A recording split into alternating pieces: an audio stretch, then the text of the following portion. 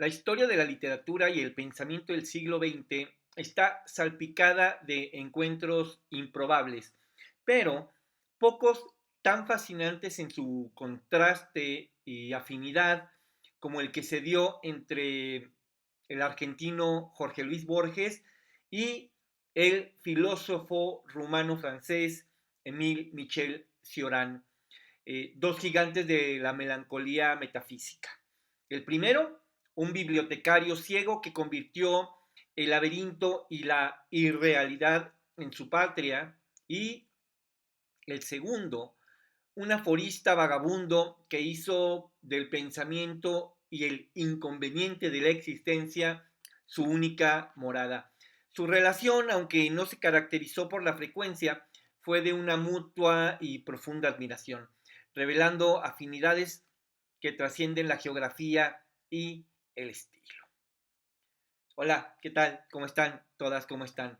Todos, es un placer tenerlos nuevamente por aquí en este espacio. Mi nombre es Jonathan Frías y sí, hoy hablamos de el inmóvil aventurero y el sedentario sin patria. Hoy hablamos de Jorge Luis Borges y de Émile Michel Cioran.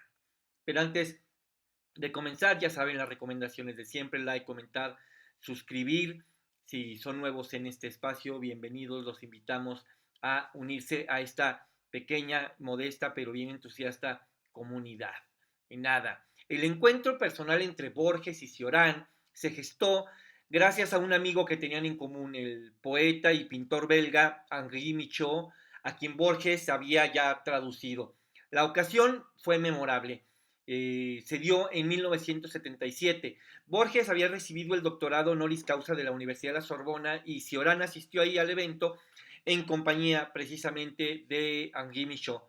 La escritora romana argentina Alina Diaconu, en su columna Cioran y Borges, cita las impresiones de Borges tras el encuentro, basándose en el prólogo que había hecho María Kodama a su libro Querido Cioran, Crónica de una amistad. Cioran, conocido por su misantropía, confesó su sorpresa. Cioran decía: yo no lo imaginaba así. Borges es un hombre divertido y humilde que no se toma en serio. Yo creo que no tiene conciencia de la influencia de su obra en toda la literatura contemporánea, y menos de la revolución que su manera de escribir significó en la lengua española.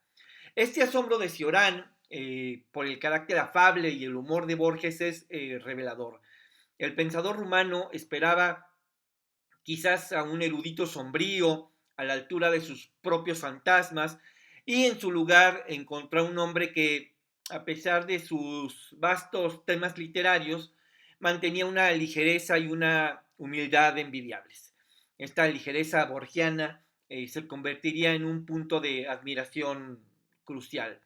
A pesar de sus diferencias de estilo, Borges, el narrador y poeta que juega con la metafísica, y Cioran, el aforista de la desesperación, sus afinidades son el cimiento de su respeto mutuo. Ambos autores compartían un profundo escepticismo sobre la posibilidad de sistemas filosóficos cerrados o, digamos, de verdades definitivas.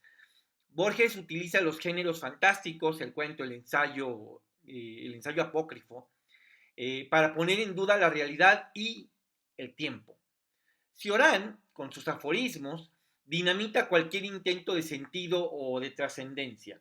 Cioran llegó a ver a Borges como el símbolo de una humanidad sin dogmas ni sistemas y como uno de los espíritus menos graves que han existido, el último delicado, digamos, ¿no? Aunque el humor de Cioran es más negro y se camufla en el sarcasmo, y el de Borges es más intelectual y juguetón, la ironía es su herramienta común para abordar los temas más graves: la muerte, la infinitud, el destino. En sus encuentros se dice que discutían con placer sobre autores que amaban y que odiaban, siendo, dice Kodama, una experiencia inolvidable escuchar las opiniones de ellos sobre distintos autores. Cioran, el exiliado que abandonó su lengua materna para escribir en francés, era un sedentario sin pata intelectual, un vagabundo parisino. Borges, el ciego que viajaba por el mundo sin verlo, era un aventurero inmóvil cuya geografía estaba compuesta por libros y sueños. Cioran capturó esta paradoja de Borges con una frase magistral en su colaboración para un libro de homenaje. Decía: Borges encarna la paradoja de un sedentario sin patria intelectual, de un aventurero inmóvil que se encuentra a gusto en varias civilizaciones y en varias literaturas. Un monstruo magnífico y condenado. Para el filósofo rumano, esta capacidad de Borges para navegar las civilizaciones y las literaturas sin pertenecer del todo era la marca de un espécimen de humanidad en vías de desaparición. Un aspecto intrigante de esta relación es la evolución de la opinión de Cioran sobre Borges. En una anotación temprana, quizá marcada por su propia severidad, Cioran había sido demoledor en su cuaderno de Talamanca, escrito justamente en 1977, el año en que se encontraron. Él decía: Borges, un creador, un Pulan con éxito. Todos sus puntos de partida son literarios, peor, librescos. Fue hecho para tener éxito en Francia, en donde se ama sobre todo lo procesado, el truco, lo falso. Borges o la astucia universal. Esta crítica inicial parece apuntar al aspecto más cerebral y libresco de Borges, viéndolo como un artificio. Sin embargo, una carta posterior que le hizo a Fernando Savater, donde lo elogia como un espíritu menos grave y el último delicado, y su colaboración para el homenaje, donde lo describe como el aventurero inmóvil, sugieren una revalorización radical tras el conocimiento personal y una mayor asimilación de su obra. El pesimista radical reconoció en el escritor argentino una forma de sabiduría superior, la capacidad de abordar la nada con mucha gracia. La amistad entre Borges y Cioran no se midió en años de correspondencia o cercanía física, sino en la profundidad del reconocimiento intelectual. El argentino admiraba la precisión de la prosa y el pensamiento del rumano, mientras que este último alababa la forma en que Borges podía hablar con igual sutileza del eterno retorno como del tango.